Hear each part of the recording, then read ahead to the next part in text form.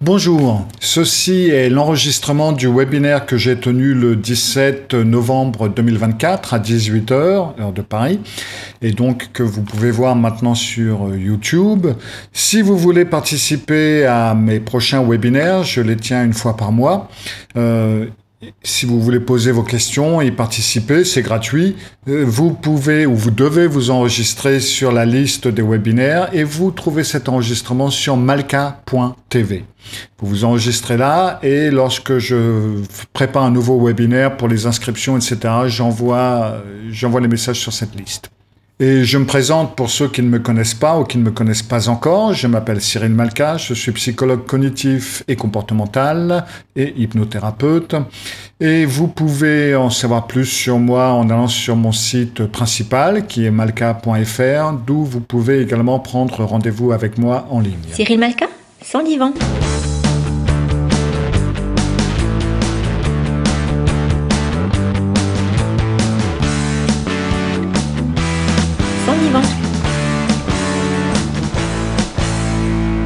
Cyril Malka, sans divan. Alors bonsoir et bienvenue à ce nouveau webinaire. Vous avez vu comme je peux devenir sérieux tout d'un coup.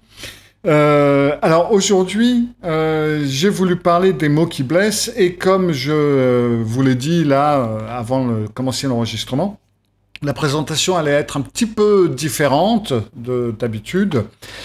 Parce que je vais vous demander d'être un petit peu plus actif dans le webinaire que d'habitude. Déjà, j'aimerais bien qu'on fasse un petit peu le point sur qu'est-ce que sont que ces mots qui blessent. C'est-à-dire qu'est-ce que c'est que l'on vous dit qui peut vous blesser. Parce que nous savons pertinemment tous que les mots en eux-mêmes, ça ne blesse pas. Enfin, je veux dire, c'est pas... la personne n'a pas de pouvoir magique. C'est-à-dire que si je vous dis vous êtes un éléphant, vous n'allez pas vous transformer en éléphant. Même si vous allez sortir en faisant trout, je suis un éléphant, défense d'entrée, tout le monde peut voir que vous n'êtes pas un éléphant. Hein, et c'est d'ailleurs le problème que tous les gens ont aujourd'hui avec ceux qui disent bah voilà j'ai une barbe etc et je suis une femme. On va dire non, non. Hein. Donc on a une vision de la réalité et les mots en eux-mêmes ne sont donc pas ceux qui blessent. Bonsoir Aurida, merci d'être venu. Comme le dit Olivier, ça va être, par exemple, la volonté qui est cachée derrière. C'est-à-dire la volonté que la personne qui vous dit ces mots ont de vous faire mal, mais pourquoi ça marche? Enfin, je veux dire, je peux avoir la volonté de devenir millionnaire, et je ne le deviens pas, ou dans ce cas-là, je ne divorce pas, mais c'est pas suffisant, la volonté. C'est la volonté de blesser au plus profond de l'autre. OK? Maintenant, comment la personne blessée sait que c'est la volonté? Ça cache une intention. Exact. Maintenant, l'intention, me dit Michel. OK, ça va être l'intention. L'autre personne veut vous blesser. Alors après... c'est pas seulement les narcissiques qui font ce genre de trucs, hein. On parle aussi en général, hein, parce que ça, ce sont des choses qui peuvent vous arriver à tout moment avec n'importe qui. Donc l'autre a l'intention de vous blesser et va donc vous dire des choses, ou quelque chose, ou faire une allusion, ce que vous voulez, à quelque chose que cette personne sait va vous blesser, ou va avoir un effet négatif sur vous. On est bien d'accord. Maintenant, si vous avez une personne dans la rue que vous ne connaissez pas, qui vous dit quelque chose et qui a la volonté de vous nuire, comme de Olivier, ok, vous avez la personne qui a une mauvaise intention envers vous, qui a la volonté de vous nuire et qui a la volonté de vous rabaisser, ok, qui va toucher vos failles. Mais c'est une personne que vous connaissez ni des lèvres, ni de la dent, qui vient dans la rue, etc. Et puis qui vous dit une vacherie qui fait mouche, ça va pas vous faire le même effet que si c'est votre conjoint ou conjointe qui va dire la même chose, ou votre fils, ou vos parents, enfin bref, quelqu'un qui vous est proche. Pourquoi? Parce que là, il y a l'intention dans tous les cas. Ça affecte le lien, me dit Michel, ok? Donc, c'est-à-dire que pour que ça puisse affecter le lien, il faut qu'il y ait un lien. L'attente de la relation. Donc, vous avez une certaine attente d'une relation. Par exemple, si vous êtes enfant, vous avez une attente de la relation de vos parents. Et puis, oui, mais là, je suis pas d'accord avec Bouddha. Les mots n'ont pas le pouvoir de détruire ou de guérir. C'est pas vrai. Ils sont pas justes ou généreux, ils peuvent pas changer le monde. C'est pas vrai. Faut pas croire tout ce qui est écrit dans les livres, même si Bouddha a dit beaucoup de choses très intéressantes, c'est vrai. Mais là, sur ce coup-là, il a frappé à côté. C'est pas vrai. Donc, il y a Laurence qui me dit, oui, on ne s'attend pas à ça d'un proche. C'est exact. Donc, c'est-à-dire que vous avez des personnes proches, des personnes avec qui vous avez un lien, et qui peuvent donc vous dire certaines choses blessantes, qui ont l'intention de blesser, l'intention de rabaisser, et donc, du coup, comme ça ne correspond pas à l'attente de la relation que vous avez, ou à la relation que vous pensez avoir ou devez avoir, etc., par exemple, l'ingratitude, oui, pourquoi pas, eh ben, ça va être ça qui vous blesse. Donc, ce ne sont pas les mots en eux-mêmes qui vous blessent, on est bien d'accord. C'est ce que ces mots représentent, c'est ce qu'il se cache derrière ces mots, la personne qui dit ces mots. La blessure dépend aussi du degré de l'injustice. Oui, mais l'injustice, il n'y a pas d'injustice. En règle générale, il va y avoir une perception de l'injustice qui va dépendre de vos principes, voilà, de selon nous, oui, ça va être, etc. Donc ça aussi, c'est quelque chose que vous avez une certaine compréhension et vous avez une certaine... vous placez ça sur une échelle, en quelque sorte. Le docteur Meriem Sergini nous dit justement, oui, l'attente de la relation. Je crois que c'est un très bon miroir. On a une certaine relation, on a une certaine, bien entendu, attente de la relation, qui peut être culturelle, qui peut être ce que vous voulez. Et donc, quand la personne réagit avec l'intention de nuire le plus souvent ou l'intention de vous faire mal, même si elle n'a pas l'intention de faire mal, si elle le fait, les mots de cette personne vont vous blesser. Mais les mêmes mots dits par une autre personne ne vont pas vous blesser. Que ce soit injuste ou que ce soit juste, etc. On va dire, ce qui est crétin, et puis voilà, quoi. Donc, en gros, on a certaines conceptions des mots qui vont être dits, et après, il y a un autre concept qui va se greffer là-dessus et qui va vous dire, oui, mais, par exemple, si ça dépend de la valeur qu'on accorde à la personne, exactement. Là, Laurence, elle a mis dans le mille. Ça dépend de la valeur que vous accordez à la personne. En fin de compte, le pouvoir de pouvoir vous blesser avec des mots, c'est vous qui le donnez à cette personne. Cette personne ne peut pas prendre ce pouvoir. Personne ne peut prendre ce pouvoir sans que vous lui donniez. Alors, attention, il y a quand même une grande parenthèse là, et c'est par exemple lorsque vous êtes enfant, et que vos parents ou votre parent ou un adulte va vous dire des mots blessants, là vous n'avez pas encore ce concept de donner ce pouvoir. De toute façon, vous donnez le pouvoir aux adultes, vous donnez le pouvoir à vos papas, mamans, etc. Donc, bien entendu, lorsque vos parents vous dénigrent, de quelque façon que ce soit, et même s'ils ne le font pas exprès, ça va avoir un effet fort. Mais après, lorsque l'on grandit, après, c'est plus les parents. Après, c'est vous qui donnez ce pouvoir. Et les gens qui me disent, par exemple, en thérapie, je me sens nul parce que pendant toute mon enfance, on m'a répété que j'étais nul, par exemple. Bah oui, mais aujourd'hui, c'est plus vos parents qui vous disent t'es nul, éventuellement. C'est vous.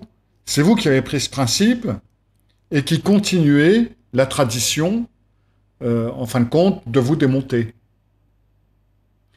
Donc, dans tous les cas, c'est vous qui donnez ce pouvoir, et c'est donc vous qui pouvez le reprendre. Alors, il y a deux concepts, trois, en fin de compte, extrêmement importants qu'on va voir à la suite de ça. Et le premier concept, c'est un petit test que je donne généralement aux gens pour remettre les choses un petit peu en perspective. Très souvent, je vais leur demander, mais ok, quel est votre plat préféré?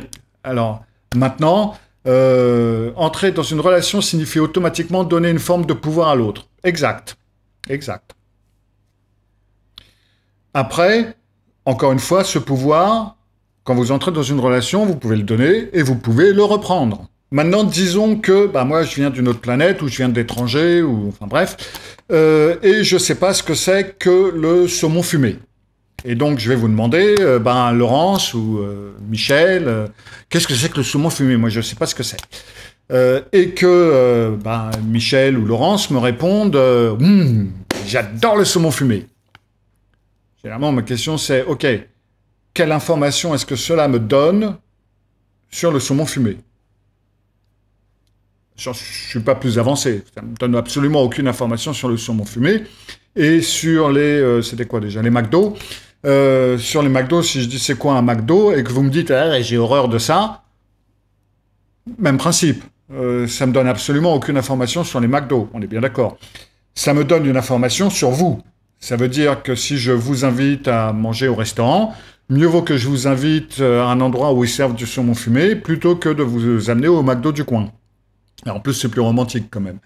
Donc du coup, ça me donne une information sur vous, pas sur la chose. On est bien d'accord. Eh bien, pour le dénigrement, pour ces diverses choses, c'est exactement la même chose. Si quelqu'un vous fait vous donne des mots durs ou vous fait des remarques blessantes, ça dit quelque chose sur qui? Si quelqu'un vous dit mais tu es totalement incapable, tu es nul, est-ce que on est tombé d'accord sur le fait qu'il n'avait pas de pouvoir magique? Ça me dit quelque chose de lui ou d'elle. Ce que cette personne pense de vous. Mais ça ne veut pas dire que vous êtes ce qu'il pense de vous. Puisqu'on s'est bien mis d'accord, il n'avait pas de pouvoir magique. D'accord? Si je dis j'adore Johnny Hallyday, et ça tout le monde je crois le sait aujourd'hui, et c'est vrai, eh ben ça donne une information sur moi. Ça veut dire que vous m'offrez un disque de Johnny Hallyday, je serai content, surtout si je ne l'ai pas. Mais ça ne veut pas dire que Johnny Hallyday est quelqu'un qui est aimable ou qui est un bon musicien. Après, on peut être d'accord, pas d'accord, mais voilà. Donc, le principe de base, qu'il est important de commencer à s'imprimer, c'est que les personnes n'ont pas de pouvoir magique sur vous, ils ne peuvent pas vous blesser à moins que vous leur donniez un certain pouvoir, et ils n'ont pas de pouvoir magique qui vous transforme, et que les critiques en disent plus sur eux que sur vous. Et c'est comme ça pour tout le monde, hein. Encore une fois, le fait que vous aimez pas telle ou telle personne, on ne touche pas à Dieu. Pour Freud, c'est pas... Ah si, Freud, oui, ça me gêne pas trop, hein, lui. Mais bon, encore une fois, ça ne dit rien de ces personnes-là. Ça dit seulement quelque chose de la personne qui donne la critique. Tout comme si je dis, je sais pas, moi, j'aime pas les gens qui font ceci ou cela, ou qui ne font pas ceci ou qui ne font pas cela. Encore une fois, c'est mon droit le plus strict. Et ça dit quelque chose de moi. Ça dit que j'aime bien les gens qui font ça, j'aime bien les gens qui sont comme ça, et j'aime pas les gens qui sont comme ci, comme ça. Un point, c'est tout. Donc du coup, là déjà, il faut commencer à relativiser de ce côté-là. Après, il y a un deuxième principe, un deuxième concept qui vient se greffer là-dessus, et c'est, maintenant je ne sais plus qui en avait parlé, mais c'est le fait de la dévalorisation, d'être dévalorisé par quelqu'un, surtout par quelqu'un qu'on aime, c'est très désagréable.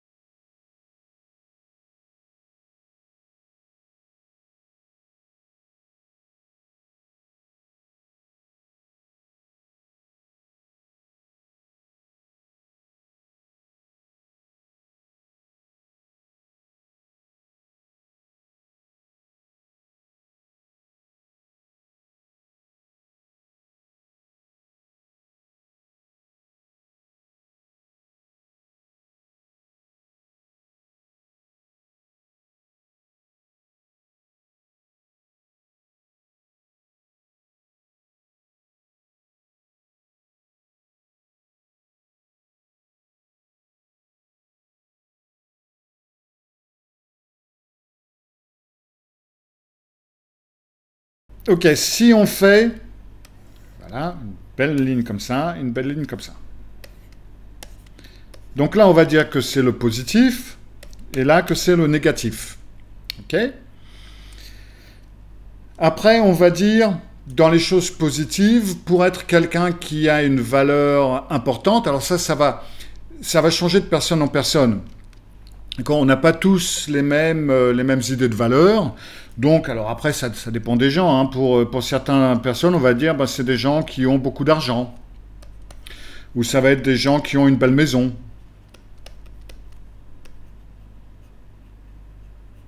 Voilà. Ou ça va être les gens qui ont beaucoup d'amis, par exemple. Ça va être des personnes qui vont avoir une valeur positive. Et donc, à l'inverse, si vous n'avez pas beaucoup d'argent, si vous n'avez pas beaucoup d'amis, si vous n'avez pas de maison, si vous avez une cravate bleue, eh ben, vous avez moins de valeur.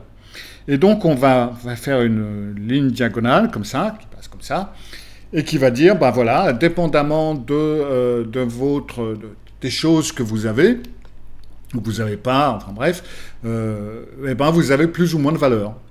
Dans la valeur dans la société, vis-à-vis des autres, etc.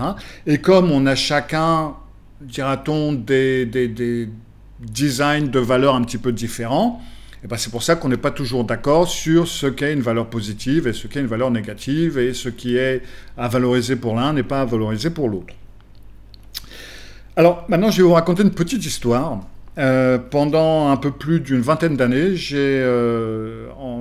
de toute la Scandinavie, j'ai été spécialiste des problèmes sectaires, c'est-à-dire des problèmes que les gens qui avaient été dans une secte avaient, problèmes psychologiques. J'étais le seul au Danemark pendant très longtemps, et puis l'un des seuls en Scandinavie. Et donc, je travaillais régulièrement avec les gens qui sortaient de sectes, ou qu'on avait retirés, ou qu'on avait aidé à sortir d'une secte, et puis donc je les remettais un petit peu d'aplomb. Et c'est donc comme ça aussi que j'ai beaucoup travaillé avec la manipulation, le narcissisme, etc. etc. Et je me suis aperçu que les principes qu'on utilisait en psychologie plus classique, et que j'utilisais à cette époque, eh ben, il y avait des trucs qui ne fonctionnaient pas. Parce que, en règle générale, si vous aviez quelqu'un qui venait, et sûrement toujours aujourd'hui, qui allait voir le psy parce que on avait un manque de confiance en soi, alors on parlait, et puis le mec ou la femme nous disait, voilà, j'ai pas d'argent, j'ai pas de maison, j'ai une cravate rouge, enfin bref, après il nous expliquait ce qui allait pas. Et puis là, on lui disait, non mais attends, donc le bonhomme était tout en bas là, sur la diagonale, et puis on lui disait, écoute, écoutez, le problème, c'est en fin de compte que vous avez des valeurs qui sont, c'est pas l'argent qui fait le bonheur, c'est pas une grosse maison, vous avez une femme qui vous aime, vous avez des enfants qui vous aiment, vous êtes aimé par vos collègues, donc vous avez une valeur, vous voyez bien que vous avez une valeur. Et puis, boum, donc on faisait remonter le bonhomme sur l'échelle des valeurs. Et donc, il allait mieux, merci docteur, et puis il était parti. Maintenant, c'est vrai que c'est pratique, mais ça peut aussi être problématique dans plusieurs cas. Par exemple, disons que monsieur Dupont, ou plutôt comme j'étais au Danemark, disons monsieur Hansen, du coup, sa femme le quitte et part avec son meilleur ami, donc il perd sa femme, son meilleur ami, ses gamins, blablabla, boum. Et il redescend sur la diagonale. Donc il va retrouver le psy, qui lui dit « Ah oui, mais j'ai perdu ma femme, mes enfants, personne ne m'aime, je vaux rien, etc. etc. » Et puis on va lui dire « Bon voilà, vous faites quel travail, vous voyez, vous avez une valeur pour la société, vous changez le monde, vous changez les choses, vous êtes enseignant, vous aidez des enfants à se sortir de là, blablabla. » Boum, on lui fait remonter le truc. Et en fin de compte, on passe beaucoup de temps à faire remonter et redescendre la diagonale à pas mal de gens. Et là où j'ai commencé à avoir des problèmes avec cette méthode, c'est que quand une personne sort d'une secte, disons les témoins de Jéhovah, leur système de valeurs est tout à fait différent d'une autre. Je ne pouvais pas remplacer leurs valeurs avec les nôtres. C'était parfaitement impossible. Nous, c'était le monde qui allait mourir. on allait tous crever, et eux aussi, puisqu'ils étaient exclus maintenant des témoins de Jéhovah, et rien de ce que je pouvais leur dire ne pouvait remplacer ça. Donc mon système de valeurs, je pouvais me le tirer en pointe, et voilà. Donc ça m'a un petit peu forcé à essayer de voir quelles autres alternatives il y avait. Et en fin de compte, le problème n'est pas seulement ce système de valeurs, mais c'est que, d'une part, il y a deux systèmes de valeurs qu'on confond tous les deux, et du fait où on a ce problème, eh ben, on fait un petit peu n'importe quoi. Alors, déjà, première chose, notre valeur dans l'absolu, elle est ici, en plein milieu. D'accord ? C'est-à-dire que notre valeur absolue, elle est de 0, elle est nulle. Alors, ça ne veut pas dire que nous, on est nul, ça n'est pas négatif, 0, c'est neutre. Pour le dire comme ce l'est, je sais que ça ne va peut-être pas faire plaisir à Freud, ni même à Johnny, mais quand on est là pour une certaine période de temps, hein, je ne vous apprends rien, et puis on finit tous plus ou moins de la même manière, hein, d'accord ? Après qu'on soit enterré ou qu'on passe au crématoire, etc., peu importe, on disparaît, on n'est plus là. Et bizarrement, la Terre continue à tourner, les gens continuent à être heureux. Alors oui, c'est vrai que nos proches, pendant un certain temps, voilà quoi, hein, c'est vrai que ça va leur manquer. Mais à part ça, il n'y a pas de, tout continue à passer. Donc, point de vue valeur absolue, pour le monde, on ne fait que passer. Hein. On peut avoir une valeur pour certaines personnes, mais dans l'absolu, dans l'univers, sur la Terre, etc., notre valeur, elle est nulle. Elle est de 0. Après, ce qu'il y a et ce que les gens confondent avec cette valeur absolue, c'est la valeur relative. C'est-à-dire la valeur que l'on a pour certaines personnes. J'ai une valeur plus importante pour mes clients que pour les personnes qui ne me connaissent pas. J'ai une valeur plus importante pour ma petite amie que pour les personnes lambda dans la rue. Donc j'ai des valeurs pour certaines personnes. Mais cela ne me donne pas une valeur dans l'absolu. Là où est le souci, c'est que, par exemple, si Madame Dupont, elle a un enfant, et que pour elle, cet enfant, il est merveilleux, il est fantastique, il est incroyable, et il a une très haute valeur, eh ben, elle transforme un petit peu tout ça en disant, parce que cet enfant a une grande valeur pour moi, il a une valeur pour le monde entier. Et c'est là où les problèmes commencent, parce que dans ce cas-là, le gamin va avoir une tête comme ça, va se croire pour le Messie, et il risque d'être très déçu quand il se rendra compte que ce n'est pas le cas. Donc du coup, on confond beaucoup cette valeur relative et cette valeur totale pour tout le monde.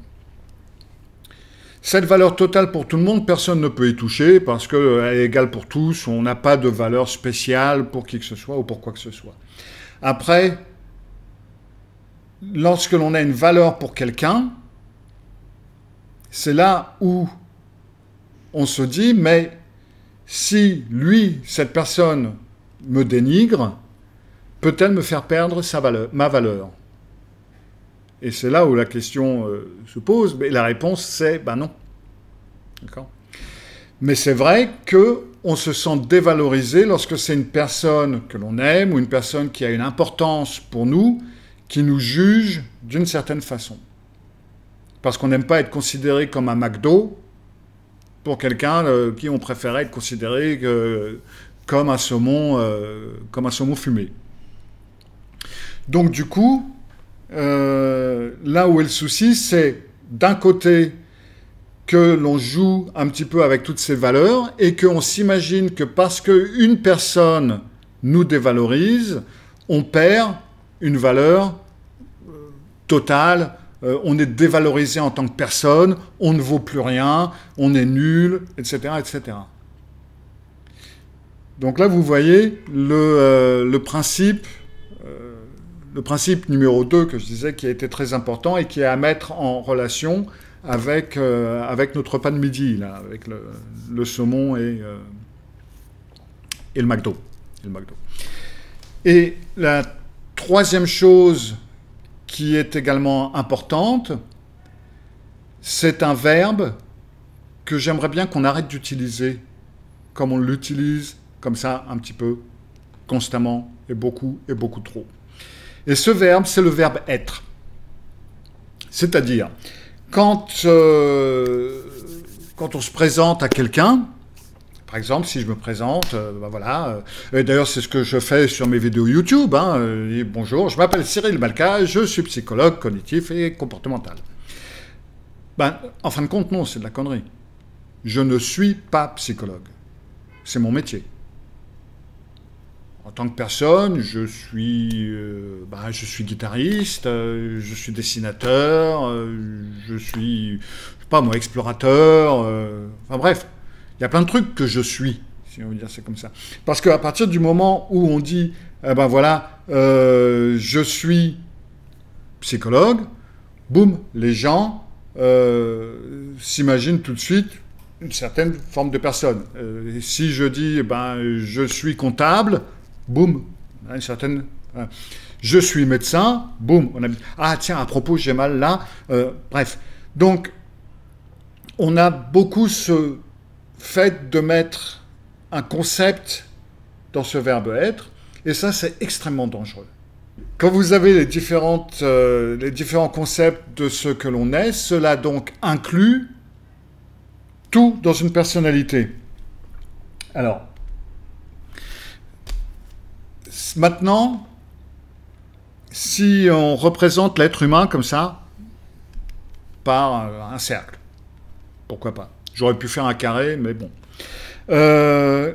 Qu'est-ce qui fait que, par exemple, moi, en tant qu'être humain, je suis différent de Hélène ou je suis différent de Olivier?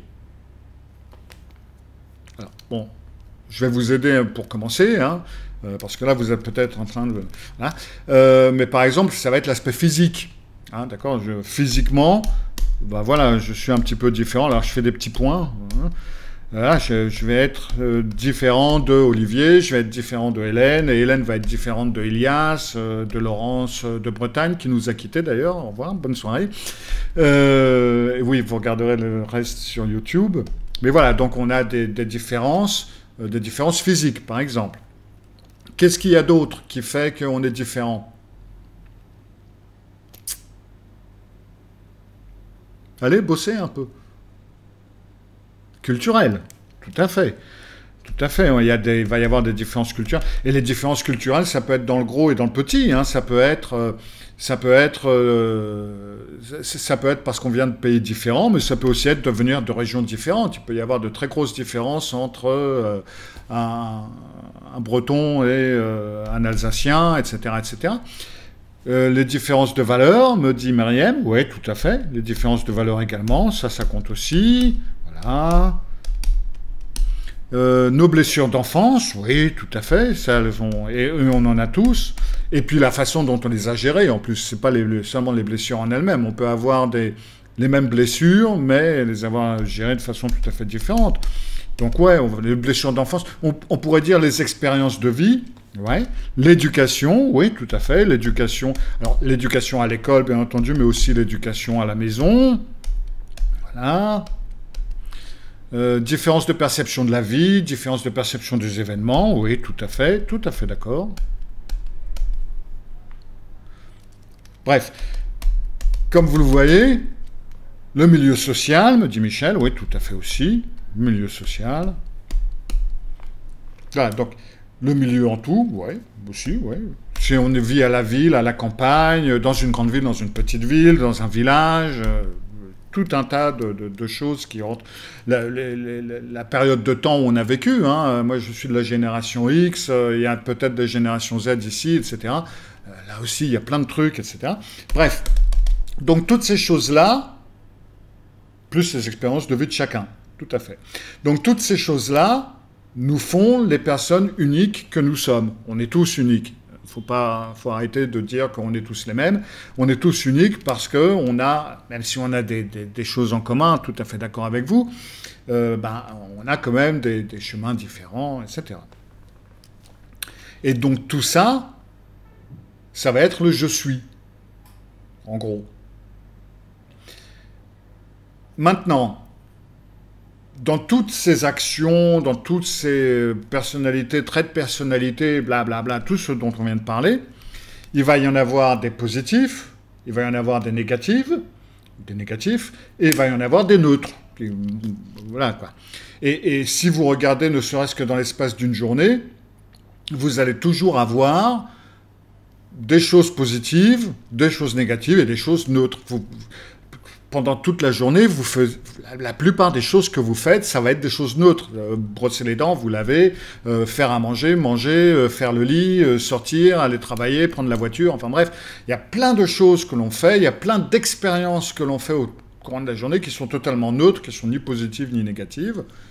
Quelques-unes sont positives, quelques-unes sont négatives. Et même chose avec nos qualités. À chacun, on a des qualités, on a des défauts, on a des trucs qui sont ni de qualité ni de défauts, qui sont juste des traits de caractère. Enfin bref, voilà. OK ? Si on devait prendre toutes ces expériences, comme je les ai mises ici, on va dire que, OK, disons qu'il y a des trucs qui vraiment sont très négatifs. Si on prend tout en considération, et également les choses neutres en considération, les trucs positifs, il n'y en aura pas beaucoup, et les trucs négatifs non plus. En fin de compte, hein, disons, voilà quoi. Disons que tout ça, c'est négatif. Que ce soit des expériences, des qualités ou des défauts. Bref, cette partie-là est négative. Elle est pourrie. Okay ? Maintenant, si au lieu d'être une personne, ça, on va dire que c'est une pomme de terre. D'accord ? Bon, j'ai habité longtemps au Danemark, on bouffe beaucoup de pommes de terre, c'est comme ça. Maintenant, alors je ne sais pas vous, mais personnellement, quand j'épluche des pommes de terre et que je vois une pomme de terre qui a une tache brune ou noire, je ne vais pas dire que la pomme de terre est pourrie. Et je ne vais pas la mettre à la poubelle. Tant qu'elle n'est pas bleue ou verte ou un truc dans ce genre-là, si c'est un coup, si elle est pourrie à un endroit, on prend le couteau, on coupe le morceau et puis autour, on balance le morceau et on garde la pomme de terre, on garde le reste. Et bien nous, c'est exactement la même chose. C'est pas parce que vous avez fait une ou plusieurs conneries en tant que mère ou en tant que père vis-à-vis de votre enfant que vous êtes un mauvais parent ou que vous êtes une mauvaise mère. Ce n'est pas parce que vous avez fait telle ou telle connerie, etc., dans votre boulot, même si vous en avez fait beaucoup, que vous êtes nul à votre boulot. Ce n'est pas parce que vous ne comprenez rien à l'informatique que vous êtes nul. Ce n'est pas parce que... Ouais, il y a une trop grande tendance à mettre une partie égale le tout. Mais ça ne marche pas comme ça, c'est totalement débile. Et ça tient pas debout. Heureusement qu'on est plus que ça. Vous voyez ce que je veux dire ? Donc, voilà. Donc ça veut dire que, en gros, lorsque vous êtes critiqué par quelqu'un, non seulement ils n'ont pas de pouvoir, non seulement c'est vous qui leur donnez ce pouvoir, non seulement ils n'ont pas de pouvoir magique, mais et non seulement c'est pas parce que eux ils vous trouvent nul que vous l'êtes, puisqu'ils n'ont pas de pouvoir magique et puisque ça dit plus sur eux que sur vous. Et enfin, vous n'êtes rien. Vous êtes une personne complexe et vous ne pouvez pas être résumé en 1 ou 2 ou 3 ou 4 mots ou concepts. Vous avez une profession que vous vivez de votre façon vous-même. Il y en a beaucoup qui ne savent même pas que je suis psychologue, rien qu'à me regarder. Vous avez des qualités que d'autres n'ont pas, vous n'avez pas de qualités que d'autres ont, vous avez des choses que vous faites, des choses que vous faites bien, des choses que vous faites mal, des erreurs que vous avez faites et que vous allez refaire. Pour reparler des enfants, même principe, vous avez sûrement fait des conneries si vous avez des enfants, vous avez sûrement pris des mauvaises décisions. Faut pas écouter les Freudiens qui vont vous dire que parce que vous avez fait ça, ça y est, vous avez bousillé l'enfance de votre gamin, et puis maintenant il va devenir schizophrène, et voilà, c'est de votre faute. C'est de la connerie, ça tient pas debout. Vous allez encore en faire, en plus. Non seulement vous avez déjà fait des conneries par rapport à vos enfants, mais vous allez en refaire d'autres. Donc, tous ces concepts, il est très important de les conserver en tête, de travailler avec, quand vous commencez aussi à vous tirer dessus, parce que généralement, le truc du genre bah, « t'es nul, je suis nul », contient de papa, de maman ou de qui vous voulez, et que vous continuez à vous répéter, eh ben vous êtes la personne en pouvoir de le descendre en flammes en utilisant certains des arguments que je viens de vous donner, en disant « oui, bon, bah non, ça marche pas comme ça, c'est pas vrai, c'est pas parce que papa et maman m'ont trouvé nul que je le suis, c'est leur point de vue, eux ils trouvent que c'est nul que je fasse ceci alors qu'ils voulaient que je fasse cela, bah voilà quoi. » Donc, à vous d'utiliser tous ces outils maintenant pour ne plus vous laisser blesser par les mots qui blessent, même si c'est fait intentionnellement, même si c'est fait pour vous faire beaucoup de mal, c'est à vous d'enlever le pouvoir à ces mots et à ces personnes. Voilà, c'était à peu près ce dont je voulais parler ce soir, aujourd'hui. Alors, ben, j'espère que vous avez bien aimé. Et puis, alors maintenant, je ne tiens des webinaires qu'une fois par mois. Donc, j'espère que je vous verrai le mois prochain. Après, je fais des vidéos que je mets en ligne les jeudis après-midi, généralement. Et puis, ben, écoutez, je vous dis à bientôt pour un nouveau webinaire. Si vous voulez que je parle d'un sujet spécial, si vous avez des problèmes que vous aimeriez bien que je parle, n'hésitez pas à m'envoyer un petit mail à cyril@malka.fr. Et puis sans ça, ben, je vous retrouve d'ici un mois pour un autre webinaire. Cyril Malka, sans divan. Cyril Malka.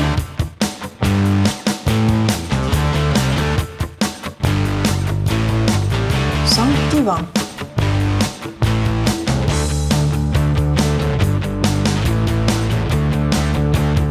Sans divan.